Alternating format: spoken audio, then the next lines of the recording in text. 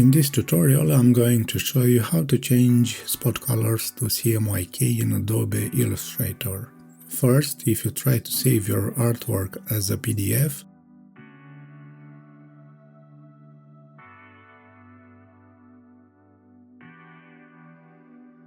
you might see a warning message like this in the summary section. This indicates that there are spot colors in your artwork.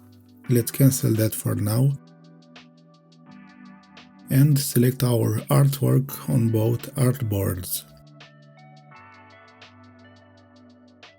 Next, go to Edit, Edit Colors and select Convert to CMYK.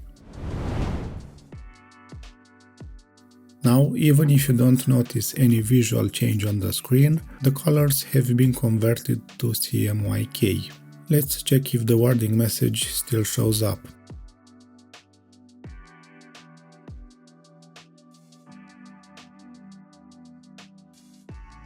Nope, it's gone.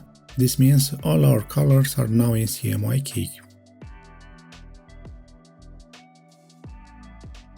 Like and subscribe.